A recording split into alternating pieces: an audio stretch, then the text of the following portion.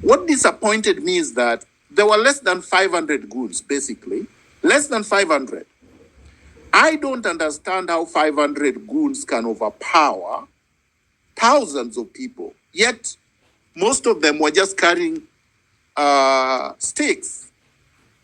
These people should have been arrested by the crowd because citizens' arrest is allowed under law. You can arrest any criminal as a civilian if they are committing crimes and the police are unwilling or unable to arrest them. Or if they are committing crimes where the police are not there, even if the police were to act under the law. But we know we have a rogue police force, a police force that believes that they are only serving an individual. They're not serving the citizens. They're not serving the country. So I do not believe that running away from these goons, unless they were armed with AK-47s. I didn't see that. I saw ragtag people walking on the street with sticks and people running away from them. And I think we have to stand our ground and say, you're not going to harass us. You're not going to beat us up.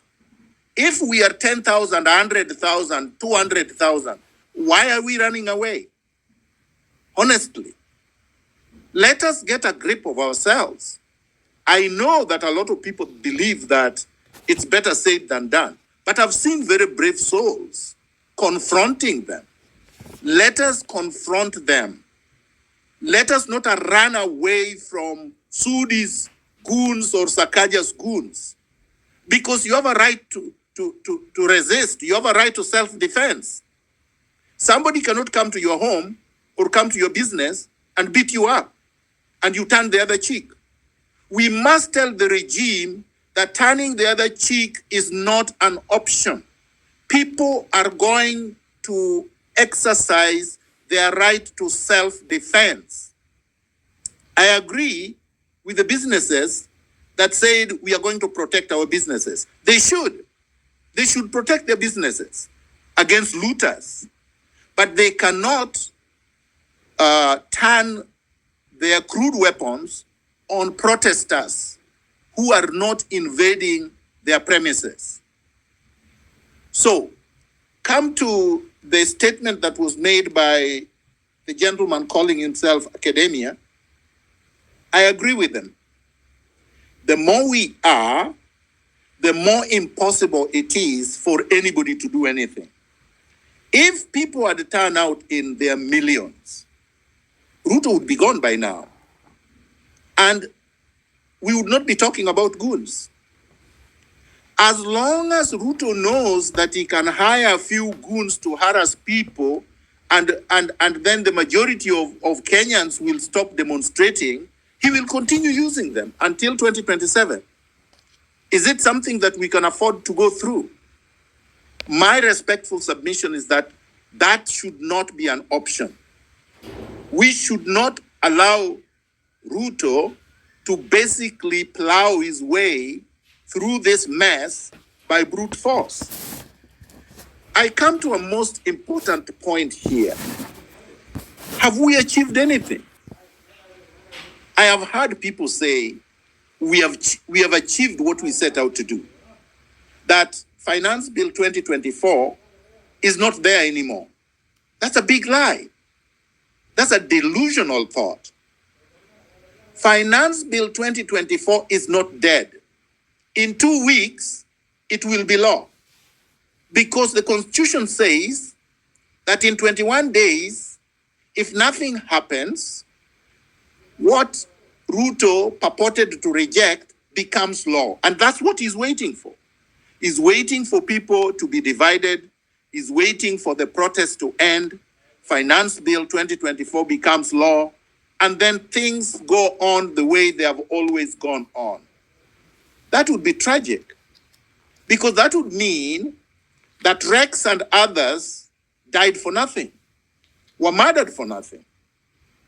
And I'm saying that would be a betrayal of the people whom he has killed, the people who have been abducted, the people who are getting charged, the people who are getting harassed, the people he will continue to brutalize. We cannot allow him to get away with this. So what is the way forward? The way forward is to continue the protests. It cannot be to stop the protests because there is nothing we have achieved. Ruto will become more brutal if we stop the protests than if we continue with the protests. So there is no other way but to continue. And we should continue tomorrow, Thursday. How should we do it? I think an idea was floated, and I believe it is a very reasonable idea, that we should have a place that we gather. Because if you have a place where you gather, and you gather there in large numbers, then it would be impossible to scatter people. So what is the best place to gather? The best place to gather, there are few places. The places have to be symbols of the state, symbols of this regime, symbols of government, because otherwise you're not passing any message. Blocking a road, that's not a symbol of a government or state. If you go to parliament, that's a symbol of government. If you go to Arambe House, that's a symbol of government. Now, this is controversial. I will not raise it. I will not say go to State House. I think if we were 10 million strong, you could. But because we are not, choose a place that symbolizes the government and that would be able to send a clear message that you are saying no to despotism. It would be very, very important. Those who were speaking yesterday and saying they go back to re-strategize, that is not just naive. It exposes the fact that some of these people have been infiltrated. Because we said the movement was leaderless, the movement was organic, was tribeless. So where are they going to re-strategize? They're not going to re-strategize. They are going to eat the money that they have been given by the NIS. Honestly, they are going to strategize where, for how long, with whom? Because there is no organization. Under which umbrella are they strategizing? Who told them that they could call off protests that are organic?